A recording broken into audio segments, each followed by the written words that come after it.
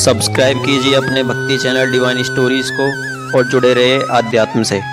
नमस्ते दोस्तों, आज हम एक ऐसी अद्भुत और रहस्यमयी कथा में प्रवेश करने जा रहे हैं जो सृष्टि के आरंभ से जुड़ी है। यह कहानी सिर्फ दो राक्षसों की नहीं बल्कि उस महाशक्ति की है जो घोर अंधकार और संकट के समय प्रकट होती हैं। कल्पना कीजिए, जब पूरी सृष्टि जलमग्न थी, चारों ओर केवल एक असीम गहरा जल ही था और भगवान विष्णु उसी जल पर योग निद्रा में लीन थे। उस शांति को भंग करने के लिए दो भयानक राक्षस प्रकट हुए, मधु और कैटभ। वे कौन थे, उनका क्या उद्देश्य था और वे कैसे एक निद्रा में लीन भगवान ने इन दैत्यों का अंत किया। आइए चलते हैं उस आदिकाल की यात्रा पर जहां शक्ति, धैर्य और विश्वास की पराकाष्ठा देखने को मिलती है। यह कथा आपको बताएगी कि कैसे ब्रह्मांड का संतुलन बना और कैसे हर संकट का समाधान दैवीय शक्तियों के पास होता है। तो चलिए शुरू करते हैं। प्राचीन समय की बात है, चारों ओर जल ही जल था। केवल भगवान विष्णु शेषनाग की सैया पर सोए हुए थे। उनके काल की मैल से मधु और कैटभ नाम के दो महापराक्रमी दानव उत्पन्न हुए। वे सोचने लगे कि हमारी उत्पत्ति का कारण क्या है। कैटभ ने कहा, भैया मधु, इस जल में हमारी सत्ता को कायम रखने वाली भगवती महाशक्ति ही हैं। उनमें अपार बल है। उन्होंने ही इस जल तत्व की रचना की है। वे ही परम आराध्य शक्ति हमारी उत्पत्ति का कारण है। इतने में ही आकाश में गूंजता हुआ सुंदर वाग्बीज सुनाई पड़ा। उन दोनों ने सोचा कि यही भगवती का महामंत्र है। अब वे उसी मंत्र का ध्यान और जप करने लगे। अन्न और जल का त्याग करके उन्होंने 1000 वर्ष तक बड़ी कठिन तपस्या की। भगवती महाशक्ति उन पर प्रसन्न हो गई।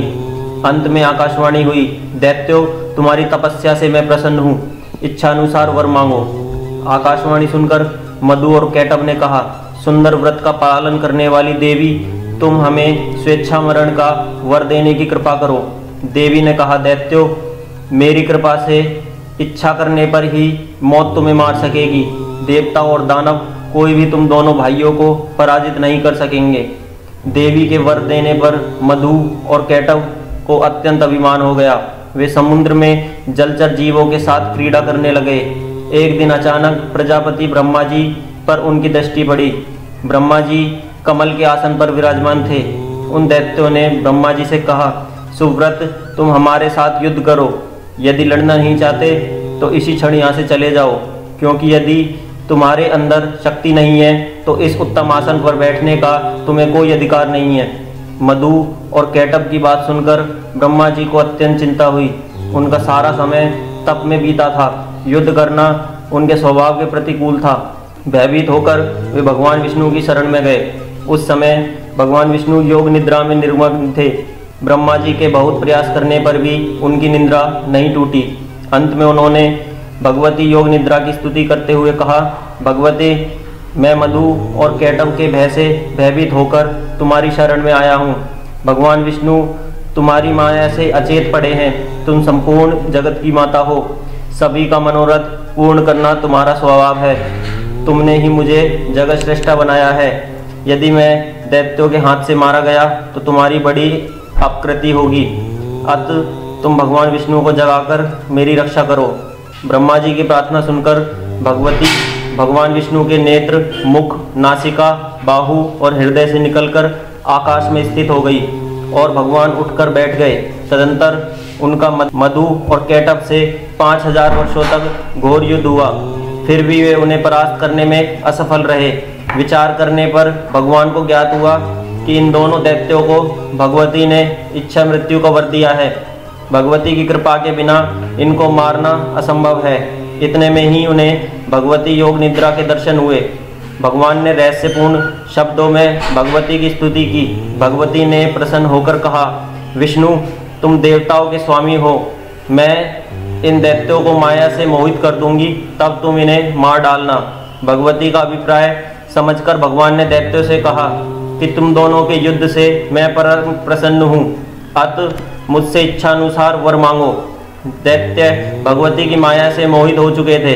उन्होंने कहा, विष्णु, हम याचक नहीं हैं, दाता हैं। तुम्हें जो मांगना हो हमसे प्रार्थना करो, हम देने के लिए तैयार हैं। भगवान बोले, यदि देना ही चाहते हो तो मेरे हाथों से मृत्यु स्वीकार करो। भगवती की कृपा से मोहित होकर मधु और केटव अपनी ही बातों में ठगे गए। भगवान विष्णु ने दैत्यों के मस्तकों को अपने जांघों पर रखवाकर सुदर्शन चक्र से काट डाला। इसी प्रकार मधु और केटव का अंत हुआ। अन्य विवरण के अनुसार मधु केटव असुरों के पूर्वज पुराण प्रसिद्ध राक्षस द्वय। इनकी उत्पत्ति कल्पांत तक सोते हुए विष्णु के कानों की मैल अथवा पसीने या क्रमश रजोगुण और तमोगुण से हुई थी। जब वे ब्रह्मा को मारने दौड़े तो विष्णु ने इनका वध कर दिया। तभी से विष्णु मधुसूदन और कैटभजित कहलाए। मार्कंडेय पुराण के अनुसार उमा ने कैटभ को मारा था, जिससे वे कैटभा कहलाई। महाभारत और हरिवंश पुराण का मत है इन असुरों के मेदा के ढेर के कारण पृथ्वी का नाम मेदिनी पड़ा था। पद्म पुराण के अनुसार देवासुर संग्राम में ये हिरण्याक्ष की ओर थे।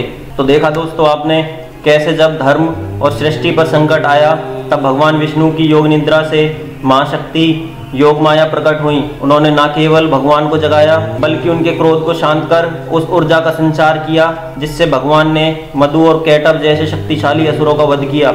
यह कथा हमें सिखाती है कि चाहे कितनी भी बड़ी चुनौती क्यों ना हो, जब हम अपनी आंतरिक शक्ति पर विश्वास करते हैं और सही समय पर सही दिशा में कदम उठाते हैं तो विजय निश्चित है।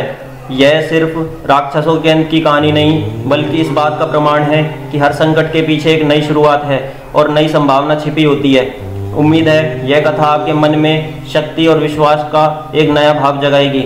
अगली बार हम फिर मिलेंगे एक नई पौराणिक कथा के साथ। तब तक के लिए धन्यवाद।